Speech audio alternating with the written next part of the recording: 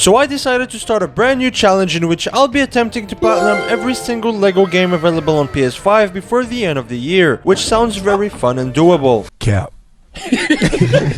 And to kick this challenge off, I'll be going after the LEGO Jurassic World Platinum with a total of 50 trophies. So like every game, to complete this task, I'll have to follow the two same steps as almost every game, which are Step 1, complete the main story, and then Step 2, complete the open world and every miscellaneous trophy. Now quick disclaimer, believe it or not, but I've actually never seen any of the Jurassic Park movies, which meant that I kinda had no idea what was going on during the game. But despite that though, the story was quite fun and actually kinda made me want to go and watch the movies for myself. And while playing through the 20 story levels, I got a trophy for each one and also an additional trophy for completing every single level. However, I still finished the story with 30 trophies rather than 21 because during my playthrough I managed to unlock 9 other trophies while simply playing the missions. The first 4 were on the very first level and they were for healing a dinosaur, collecting an amber brick, obtaining the true survivor status on any level, and for literally jumping headfirst in dinosaur diarrhea. I then created a custom dinosaur and placed one in a paddock for the next 2 trophies, tried to use a hacker terminal as a dude named Alan Grant, but then again, as I've said, I've got no clue who that is. And finally, for the last 2, I snuck past the dinosaur using camouflage to get the Do You Think He Saw Us trophy, and lastly defeated 50 compy goons for the Reason to Fear Man trophy. It was now time to attack step 2 of this platinum, and I first spent a bit of time just understanding the free play and the different concepts in the game. And then to begin, I knew that in order to make this cleanup much easier, I needed to make sure I had the studs multipliers enabled. And to do that, I was gonna need to pick up as many red bricks as possible. But to get the second red brick multiplier I needed, I had to first unlock 60 gold bricks, and so I spent a bit of time just going around unlocking these things. And when I was done with that, I needed 2 million studs in order to purchase the multiplier. So I went and enabled the Attract Studs red brick to help me farm studs more easily, and this also happened to be a trophy of its own. And then I just went in this one particular mission and just left the game there until I had all the studs I needed, and when that was done, I came back and purchased the 2x and 4x multipliers and was then ready to properly begin. It was now time to begin with the grueling task of going back to every single level and collect every single mini kit, which there are 10 of in each level, collect every single amber brick, which there's only 1 of in each level, and I had actually managed to get a few already, but I still had a lot to go back and get, and also achieve the true survivor status on each of the 20 levels, including the 6 bonus levels, which were basically little short chase sequences I had to play through, and only needed to make sure I got the true survivor since they don't contain any amber bricks or mini kits inside of them.